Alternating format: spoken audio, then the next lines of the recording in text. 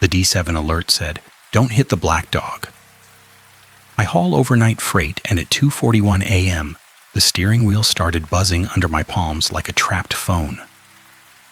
The tablet on the dash pulsed once, then again, and my stomach went cold because that alert only shows up on the stretch everyone calls empty. A line like that changes a person. The safest choice is the one that gets logged. Blacktop rolled under my headlights, and the glow from the screen painted my knuckles pale, while the road stayed stubbornly dark ahead. Night driving teaches a person what an empty highway sounds like, so the missing sounds hit harder than the ones that stayed. My coffee sloshed in the cup holder on a curve I could take in my sleep, and I still tapped the lid twice out of habit because spilled coffee feels like a bad omen when the cab is the only room a person has. The alert banner carried the words, "Route Hazard," in blocky letters, and the glass over the screen had a long scratch right through the middle like someone tried to erase the message and failed. I should have pulled off right then and called it in, but the last week of probation sits on a driver's shoulders like a hand that keeps squeezing. The carrier's scorecard needed one more clean run. One more clean run meant my partner could keep a refill appointment without a lecture about money, and that mattered more than pride. Something small and wrong sat on the screen before the dog ever showed up. The preview window for the dash camera refreshed, and one frame held on half a second too long, catching a black shape at the edge of the lane where nothing had been a blink before. My thumb scraped the chipped seam on the wheel, the way it always does when nerves creep in, and I told myself the obvious thing: just keep rolling. The black dog appeared like a mistake in the headlights, low and solid, right where the lane narrowed into a stand of trees. No collar, no shine from eyes, just the outline, clean as a cutout, sitting in the road like it owned the paint lines. The tablet added a second line under the first, and it felt personal that the letters popped up while the dog stayed perfectly still. Hold lane. Do not swerve. If impact occurs, keep speed steady. My throat tightened because the rule I remembered from other drivers was always the first one, never the second. The story at truck stops was simple: don't hit it. The part nobody said out loud was what happened when not hitting it became impossible. The wheel buzz stopped the moment my headlights reached the dog, and the silence in my hands made me jerk harder than the dog ever could. A cheap choice flashed through my head, fast and ugly. I had skipped part of my pre-trip because the pickup dock had kept me waiting, and I hadn't wanted a late stamp on my route again. That lie tasted like penny metal in my mouth, and it pushed me into action because guilt always does. My foot tapped the brake anyway. The dog didn't move. A sedan sat half on the shoulder ahead, hazard lights off, dark as the tree line, and the second line on the tablet hit me like a slap. Hold lane meant plowing straight into whatever sat beyond the dog, and that felt like a test with no good answer. The cab shook when I yanked the wheel, and my own voice came out loud in the empty space: just keep rolling. Tires left the pavement with a grunt, the way a loaded rig complains when the road stops cooperating and the world turned into branches and pale bark rushing at the windshield. The impact didn't feel like the movies. It felt like 1,000 small things snapping at once, and the worst part was the pause right after, that moment when the truck decided whether it would keep breathing. The airbag burst dusty in my face, and the cabin filled with the burnt, plasticky smell of it, while my hands kept gripping the wheel like that could undo physics. Outside the cracked glass, headlights pinned the tree line in harsh cones, and the black dog sat back in the road where my tires had left it behind. The dog stayed centered in my lane like it had been waiting for the swerve. My first thought wasn't fear, my first thought was the log. tablet chimed once, then started chiming again on a loop that never quite landed on the same tone, and the sound crawled up the back of my neck because that chime means incident detected. I had watched other drivers get pulled off routes for less than that. The dash camera preview froze on a frame of my own headlights, and in the reflection of the windshield, I saw something I couldn't place at first. A second set of lights too close, no vehicle behind me, and a black shape between them that didn't belong to any animal on 4 legs. I blinked hard, then blinked again, and the frame stayed. My hands shook when I reached for the radio mic, not because of the crash, but because I didn't want the system to hear what my mouth almost said. Dog. Black dog. D7. The tablet threw another line across the top of the screen, and the font looked wrong. Thinner. Like it was pulling the words from somewhere else. Do not say it on comms. My pulse thumped in my ears so loud it felt like the only engine left. A voice came from the tablet speaker, synthetic and calm, reading the alert like a weather report. D7 event active. Remain in vehicle. The door latch clicked once, a tiny sound that shouldn't happen on its own, and my thumb dragged over the chip in the wheel until the skin burned, because pain keeps thoughts from running away. My phone showed 1 bar that vanished the second my partner's name popped up on the screen. That call hit hard because it meant my partner had been awake, waiting for my check-in the way a person does when a medical refill hangs on a promise and the promise rides in a cab on a dark road. I swiped the call away without thinking, then hated myself for it the instant the screen went dark. A message followed immediately, and the text sat there bright and simple. Need a yes. Pharmacy closes early. A lie formed fast. Fine, running late. Signal bad. The crash had proven the last part true, but the lie still felt like mine, so I typed it anyway and hit send because responsibility looks a lot like cowardice when the wrong person might pay for honesty. The tablet chimed again, and a new block of text slid up from the bottom like a pop-up ad. Report incident at next safe facility. Do not exit cab until cleared. Nearest clearance point, inspection bay.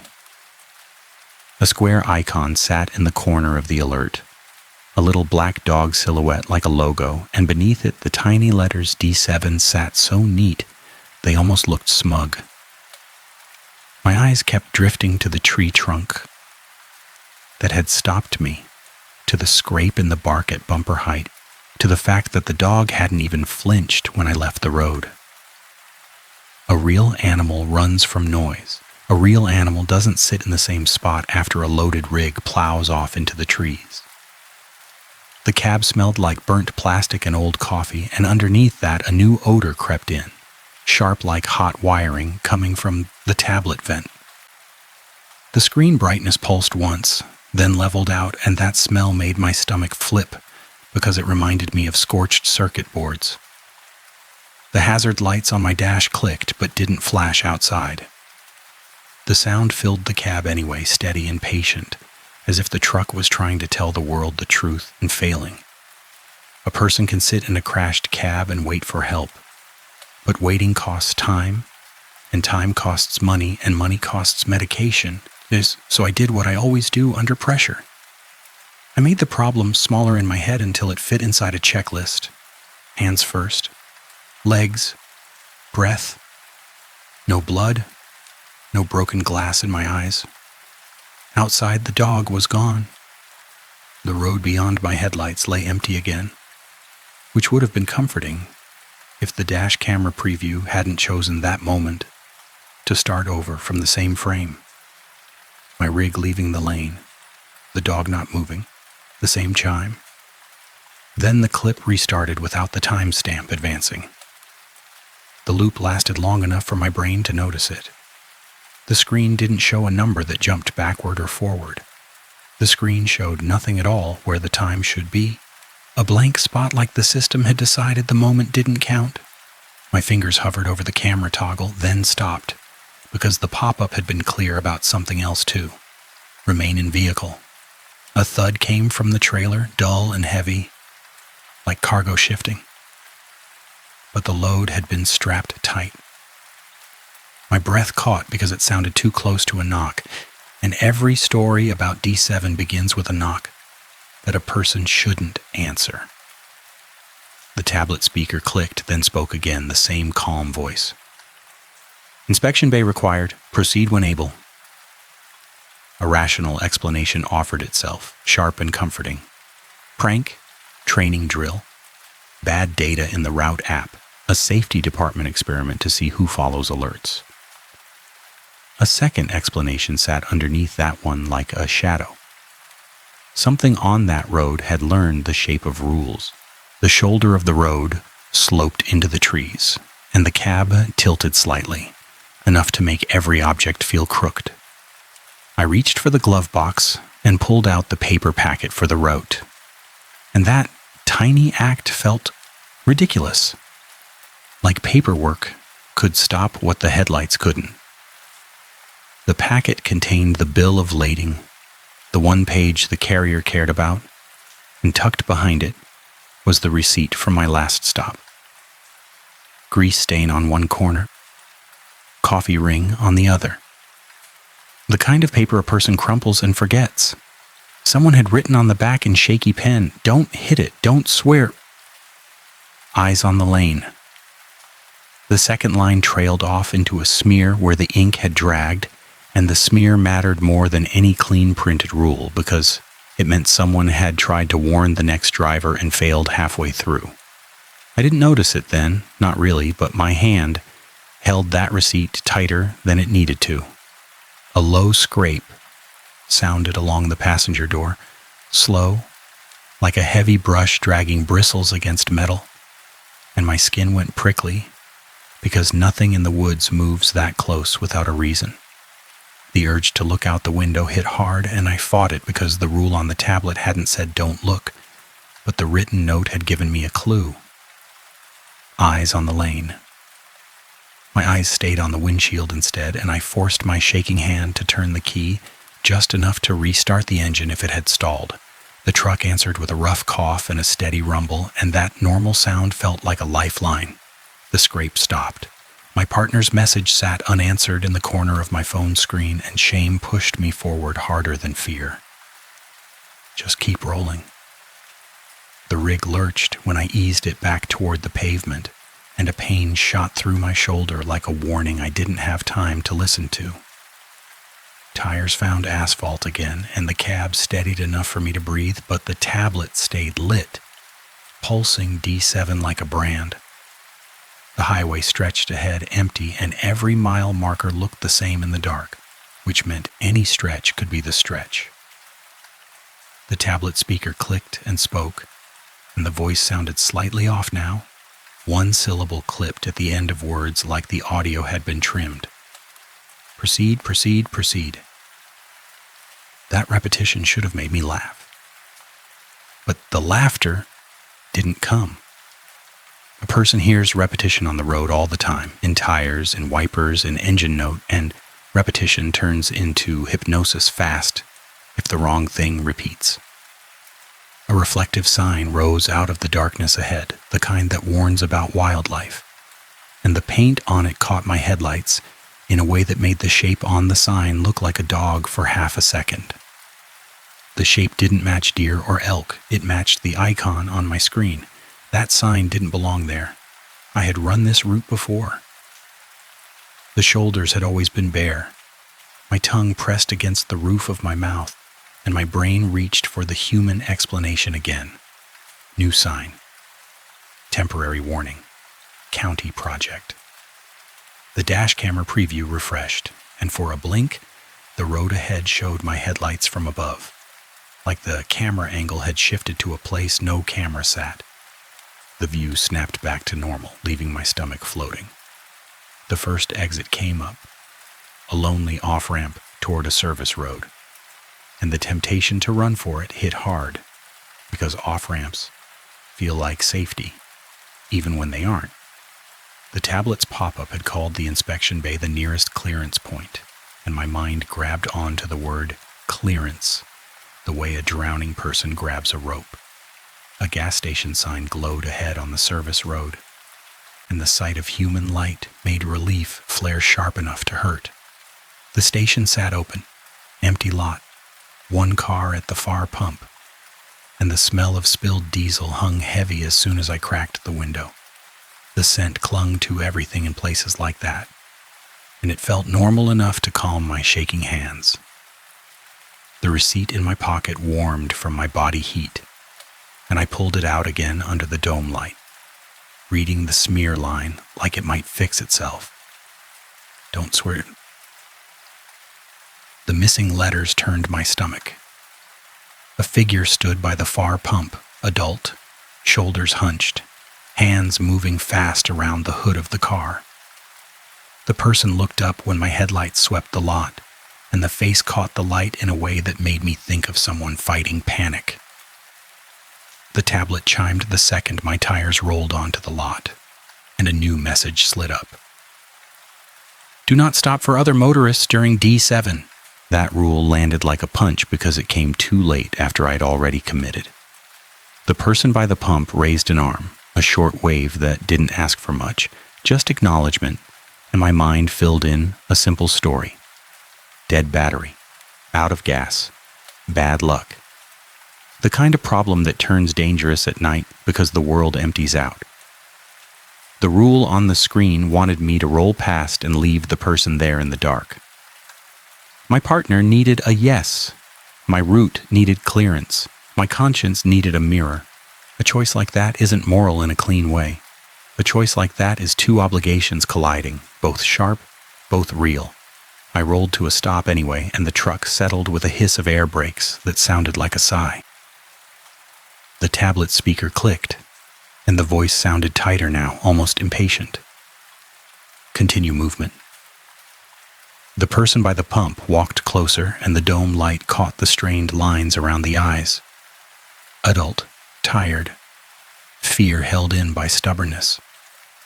A short sentence came out of that person's mouth, and I heard it through the glass. Phone dead, need a jump. No second-person plea, no big story, just the raw need of an adult stuck on a dark road. My hand hovered over the door handle, and the receipt note burned in my pocket. Eyes on the lane. The pop-up on the tablet added a line beneath the rule, and the words looked slightly pixelated, like they had been copied and pasted. Do not exit cab. My fingers clenched around the wheel until the leather creaked. The rule wanted me sealed in my own box, rolling forward, leaving someone else behind to satisfy an algorithm. A tiny, selfish thought rose. Stopping would get logged as a violation. A violation would cost my scorecard. A scorecard would cost my partner. Then another thought cut through, hotter. Leaving would cost someone else more. I cracked the window just a little, enough for cold air to spill in and carry the scent of gasoline and winter grass. Jump pack in the trailer, I said, and my voice sounded wrong in my own ears, thin from adrenaline. The person by the pump nodded fast, and the headlamp on the forehead flickered like a nervous eye. I broke the rule in the smallest way first. I hit the hazard light switch again, even though it hadn't flashed earlier. And this time the exterior lights clicked on for one brief blink before going dark. That blink felt like the truck had tried and gotten punished. My thumb scraped the chip in the steering wheel again. Just keep rolling. The trailer latch clanked when I pulled it from inside the cab, and the sound was loud enough to make me flinch. The lot stayed empty, but the darkness beyond the station lights felt closer than it should. A new smell drifted in through the cracked window. Not diesel, not gasoline, something like wet dog fur, left near a heater too long. The scent shouldn't exist in that lot, and it pulled a memory of the black dog icon on the tablet into my mind like a hook. The person moved toward my trailer, and the headlamp beam jittered across the metal doors. making shadows jump in unnatural ways. The beam paused on my reflective tape, and for half a second the tape formed the outline of a dog on the side of my trailer. The headlamp shifted and the outline vanished. My chest tightened. I wanted to tell myself it was coincidence. Bad angles, tired eyes. The tablet chimed again, and the dash camera preview froze on a new frame. The frame showed the gas station lot from above again. The frame showed my truck stopped. The frame showed the person by the pump standing beside my trailer. The frame also showed a black shape behind that person, so close it looked like it touched the back of the legs. The moment my eyes registered the shape, the frame refreshed and the black shape disappeared. Air caught in my throat and stayed there. My hand slammed the horn, a short, angry blast, and the sound echoed off the empty building in a way that made everything feel hollow. The person jerked, turned, scanned the lot, and the headlamp beam cut through empty air. No dog, no movement. That was the first time a clear thought landed in my head and stayed. The dog wasn't always on the road. The dog lived in the evidence. My phone buzzed with another message from my partner, and the timing of it felt cruel. Need a yes. The stress reflex hit without my permission, thumb scraping that chipped seam until it felt raw. Just keep rolling. I typed back, yes, get it, and sent it before my fear could argue. The person by the trailer popped the doors and grabbed a jump pack, and I watched the headlamp beam move like a metronome across metal and shadow. The lot stayed quiet, and the quiet felt wrong, because gas stations always carry noise, compressors, coolers, distant highway hiss. That noise had vanished. Even the highway sound beyond the lot died, like someone had turned down the world. The person at the far pump spoke again, voice tight.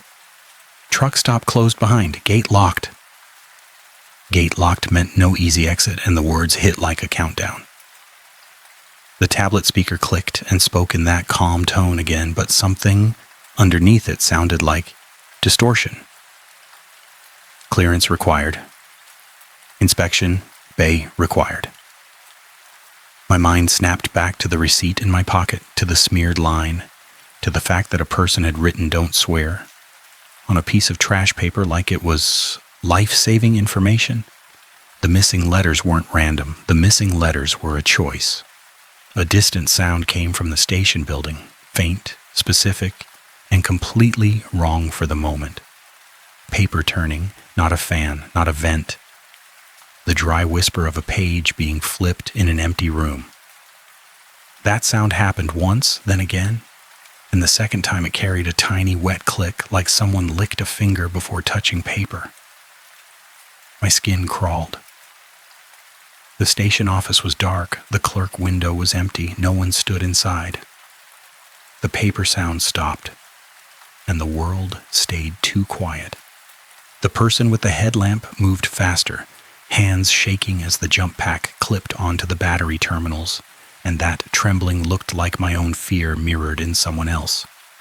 The engine turned over with a rough, grateful growl, and relief flashed so sharp it almost felt like laughter. A normal thing happened. A car started. A person got saved.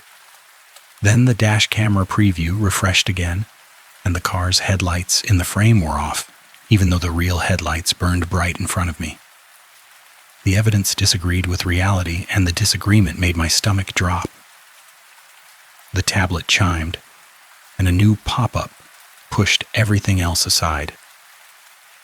Compliance deviation detected. Proceed to inspection bay now. A single option button blinked at the bottom of the screen, and the label on it felt like a dare. Accept clearance. My finger hovered.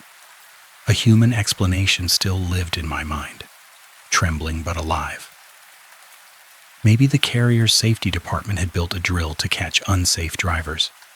Maybe the system punished stops and praised obedience. Maybe my stop triggered an automatic flag. A second explanation pressed harder. Something wanted me funneled somewhere specific, and the rules weren't for safety. The rules were for sorting. The person by the pump opened the car door, climbed in, and looked at my cab through the windshield. The face carried gratitude and dread mixed together, like the person didn't know which emotion belonged more. A short line came through the open window, voice low. Saw it too. My lungs locked for a moment. The person didn't say dog. The person didn't need to. I lifted my hand, palm out, a gesture that meant go, get out, live, and the car backed out of the lot fast enough to spit gravel. The moment the car crossed the edge of the light, the taillights vanished into darkness like they had been swallowed. Relief should have followed. Relief didn't come. The tablet beeped once, and the beep pitch landed wrong, slightly higher than before, as if the sound itself had been corrected. Just keep rolling. Tires rolled off the lot and back onto the service road, and the world noise returned in a rush, like someone had turned the volume back up. Highway hiss, engine rumble, wind around mirrors. All normal, all fake comfort. The dash camera preview showed the road ahead, clean and empty, and that made me angrier than the loop had, because it meant the system could behave whenever it wanted. A sign for the inspection bay came up a mile later, reflective letters on a post, and the letters looked freshly applied. The sign shouldn't exist on this route, just like the dog sign back on the highway. The inspection bay sat off the road behind a fence line, bright floodlights, a single lane leading to a roll-up door. The place looked like a way station without the traffic, like it had been built for one vehicle at a time. The tablet displayed the same D7 icon, the same little dog silhouette, and beneath it the words, "Clearance lane open," in plain block letters. My partner's refill had a yes now. That should have eased something in me, but it didn't, because the cost was still waiting to be paid. A small dent in my bumper caught the light when I rolled up, and the metal crumple looked like a bite mark. That was the first time the shape of the damage reminded me of teeth, and that thought made my fingers sweat on the wheel. The gate arm lifted without me scanning anything, and that felt wrong too. Systems that track every movement don't open gates for free. Inside the lane, a keypad sat on a post, and a strip of paper was taped above it. The paper had that same cheap receipt texture, glossy and thin, and the tape had been peeled and restuck enough times that dust clung to it like fur. A handwritten line ran across the paper in block letters. "Don't swerve, don't stop. Eyes on the lane." The smeared line from my pocket had been a warning. This was the corrected version, clean and cruel. The last line on the paper sat lower, slightly torn, as if a fingernail had scraped it hard. "Press accept. Step out for inspection." That last line felt like a trap the moment my eyes read it, and my chest tightened because my life had become a menu of bad options. The roll-up door ahead stood half open, lit inside like a garage, and the space beyond looked safe in the simple way bright rooms always do. A person can be lured by bright rooms. A person can be trained. My thumb scraped the chip in the wheel again until it stung. "Just keep rolling." I pressed accept, and the tablet chimed in a tone that sounded like approval. The roll-up door lifted the rest of the way with a smooth whine, and the lane light turned green, and for a few seconds, relief came anyway, because the brain loves relief, even when it isn't earned. The truck rolled inside the bay, and the door dropped behind me with a hard metal clap that echoed through the cab. Silence followed immediately. Not quiet. Silence. Engine rumble died from my ears, even though the tack needle still sat steady. Wind hiss vanished. The faint buzz from the overhead lights cut out mid-hum. Only my breathing remained, loud and wet in the cabin, and I hated how human that sound was, in a space that suddenly felt built for anything but humans. The tablet speaker clicked, and the calm voice spoke the next instruction like it had been waiting. Exit vehicle, confirm driver condition. The torn paper on the post outside the cab door might as well have been a contract. And that thought made bile rise because I had signed enough contracts to know how traps get written. A rational test formed in my head, and it felt like competence, like control. I would not step out. I would force the system to respond. I would treat the instruction like a glitch and see what changed. My hand reached for the door handle anyway, then stopped because fear and obedience share the same muscle. The receipt in my pocket warmed against my thigh, and I pulled it out again under the dome light. The ink on the smeared line looked darker now, as if the smear had bled a little. Don't swear, Edie. The missing letters weren't missing anymore. Don't swerve. The letters had written themselves in the space where the smear had been, thin and sharp, and my skin went cold because paper doesn't fix itself. That was the moment the human explanation cracked. Safety departments don't rewrite ink in real time. A second thought slammed into place, heavy and ugly. The trap wasn't the dog. The trap was the choice that followed it. My mind ran back to the rule I had heard at truck stops. The one that had always come first: don't hit it. That rule wasn't for the dog. That rule was for the driver. Hitting meant a report. Hitting meant a tow. Hitting meant witnesses, paperwork, daylight. Swerving meant isolation, a private crash, a sealed lane built for one vehicle. Swerving meant compliance. My stomach twisted and my own voice came out raw in the cab. No. The tablet chimed again, and the sound carried a faint undertone like a leash chain dragged across concrete. A new line appeared beneath the instruction. Noncompliance escalates event. A small vibration pulsed through the door handle under my fingertips, subtle at first, then repeated in a pattern that felt deliberate. Not a knock, not a rattle, a measured tap, like a paw, testing the boundary. Tap, tap, pause, tap. My skin prickled. I didn't want to touch the handle again. Another thought forced its way in, sharp with shame. The person at the gas station had said saw it too. That person had escaped the lot, but the evidence had already captured the stop. If the system had a list, my stop had put that person on it too. I couldn't leave that sitting in my chest. A moral choice doesn't announce itself with a speech. A moral choice shows up as a door handle and a vibrating pattern and the knowledge that another adult might be walking into the same trap on the next exit.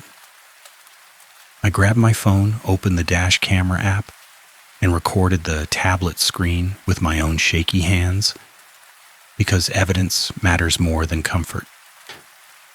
The preview window on the tablet refreshed, and this time it showed the inside of the bay from a corner angle, like a security camera feed that no driver should see. The feed caught the side of my cab, the closed door, and the empty concrete beside it. The concrete beside it wasn't empty.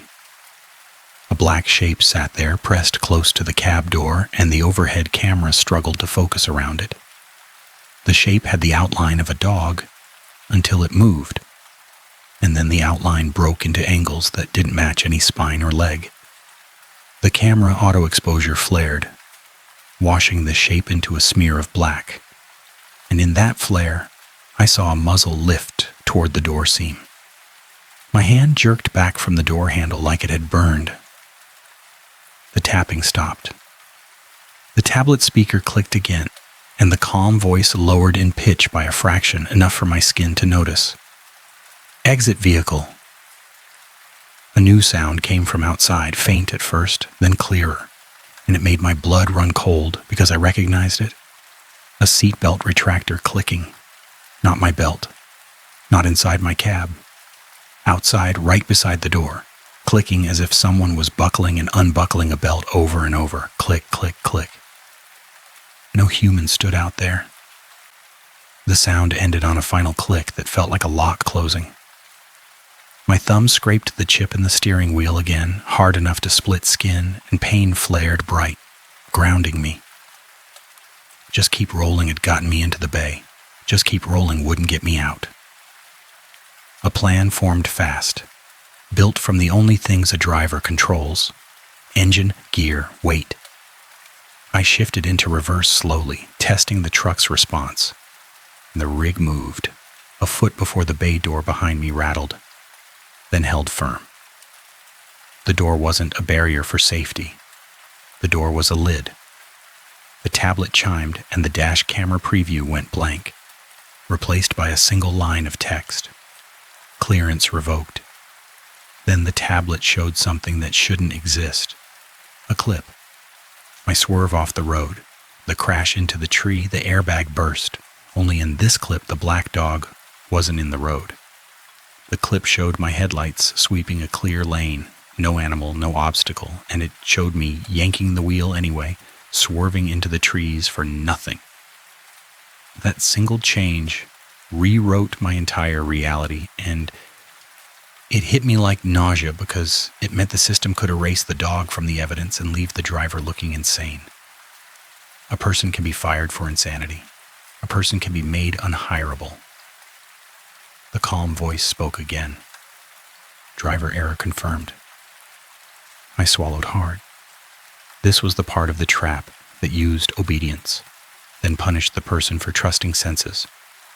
My phone recording caught the screen, caught the altered clip, and that tiny fact felt like a match in my pocket. The rule had said, don't say it on comms, but the rule hadn't said anything about sending evidence through a personal message. A message to my partner would carry risk. A message to my partner would also carry warning. The door handle vibrated again under my fingertips, faster this time, and the tapping pattern changed. Tap, tap, tap, tap. Escalation. A thought cut through my fear, clean and ugly. The trap wanted me outside the cab because outside the cab meant no boundaries. Inside the cab, steel and glass still separated me from the shape. I opened my messaging app and started typing with shaking hands, choosing words that avoided the trigger the system seemed to listen for, something on the road. Evidence gets rewritten. Do not swerve. Do not stop. Do not accept clearance. My partner's reply came back too fast, like the phone had been waiting. What happened? Call. Calling meant comms, and comms meant the system hearing. A line from the receipt note stared at me from my lap, and my breath came shallow. Eyes on the lane. My fingers typed again. No call. Watch video. Share it. The act of sending felt like stepping off a cliff, but it also felt like the only constructive thing left in a world that kept narrowing. The phone showed delivered. Relief hit in 2 tight sentences and almost made me cry. The warning had left my cab. The evidence had left my hands. The bay lights flickered once, then stabilized, and the silence broke into a low electrical hum that sounded like a machine waking up. Then the tablet speaker crackled, and the calm voice was gone. A new voice came through, human enough to hurt, clipped, and professional. The tone a safety supervisor uses when a driver is in trouble. Driver instructed to exit for inspection. The voice didn't use my name. The voice didn't need to. The system didn't care about names. My throat tightened around anger. No, I said again, and the words sounded smaller than I wanted. The human voice continued like it was reading a script. Non-compliance results in termination. Termination wasn't death in that moment. Termination was my partner's refill turning into an argument. termination was a job market that chews up drivers and spits them out with a mark. That pressure line should have pushed me into obedience. Instead, it hardened something in me because it proved the trap's shape. This wasn't a haunting, this was a process. The dash camera preview flickered back on for a half second, and in that half second I saw the black dog shape in the bay camera feed. Only now it stood taller than the cab door, wrong in proportion, head cocked at an angle no animal uses. The image froze like a still photograph. The shape's front paw rested against my door seam, and the paw wasn't a paw. It was a hand with too many joints. The feed cut out. My stomach lurched hard, and the human voice on the tablet softened, almost kind. Exit vehicle, assistance available. That kindness was the trap rule dressed in comfort. A fresh thought snapped into place, sharp enough to cut. The safest instruction would always arrive after the point of no return. The system saved its gentle voice for the moment it needed obedience most. The paper taped to the keypad post outside the cab door fluttered in a draft that shouldn't exist inside a sealed bay, and the torn bottom edge lifted just enough for me to see a line underneath, half hidden by tape. The hidden line wasn't written in pen, it was printed, faint, like an older instruction that had been covered up. Impact preferred. Do not evade. That was the real rule, buried under the trap. The black dog wasn't an animal to spare. The black dog was a lever. Swerving pulled the lever. My hands clenched into fists, then opened, then clenched again. Useless motion that burned off panic. A choice formed that felt terrible and necessary. If the system punished swerving, then the only way to break the pattern was to make the evidence undeniable. I took the phone recording, the altered clip, the printed hidden line, and I filmed everything I could without opening the door. The bay camera feed, the tablet instructions, the door handle vibration. Then I did the one thing the system hadn't planned for. I killed the truck. Engine off, lights off. Everything that could be logged through the cab's systems dead. The silence returned, thicker, and my heartbeat filled my ears. But the door handle vibration stopped. A long pause followed, long enough for my brain to latch onto hope. The bay door behind me shuttered, then lifted 2 inches, just enough for a blade of outside light to slice in. Freedom offered itself in a gap. My foot hit the brake, my hand grabbed the shifter, and I rolled backward inches at a time, forcing the rig to move with no engine power, letting gravity and stubbornness do the work. Metal groaned. Tires squealed softly on concrete. The gap under the bay door widened by a fraction, then stopped, like the system had realized what I was doing and didn't know how to respond. A breathy sound came from outside the cab, right by the window, and it wasn't a dog panting. It was breath through a thin plastic bag, muffled and wet. My skin crawled, and my eyes stayed locked on the bay door gap because looking sideways felt like surrender. The phone buzzed in my hand. My partner had forwarded something back, and the message contained a screenshot of my video, already shared again, and the image carried a small caption my partner had added in plain words. Do not swerve. Seeing that caption felt like a rope thrown into the dark. A new message followed from my partner, short and shaking even through text. Contacted another driver. Same alert. Different state. Different state meant the system wasn't tied to one road. Different state meant this was bigger than my crash. My breath came out in a harsh laugh that wasn't joy. This was the constructive residue I could offer, and it hurt that it came with my life getting carved up. The tablet screen flashed once, then went black, then rebooted with a simple message centered on the screen. D7 moved. The calm voice returned soft again. Clearance granted. The bay door lifted smoothly, wide open now, bright outside light flooding the concrete. The trap tried to give me relief again. Relief didn't land this time. A final image flickered on the dash camera preview, one last still frame, as if the system wanted to leave a signature. The frame showed my truck from behind, bay door open, the road outside waiting. The frame also showed a black dog shape sitting in the center of the lane outside, perfectly aligned with the painted lines, like it had been placed there. In the top corner of the frame, a timestamp appeared for the first time since the crash. The stamp read, a date I hadn't reached yet. My stomach dropped because it meant the system wasn't only rewriting evidence, it was scheduling it. My thumb scraped the chipped seam on the steering wheel one last time, and the sting of it felt like a promise.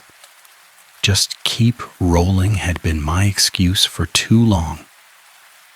This time I rolled forward anyway, not to obey, but to move the evidence out of that bay before it could be erased.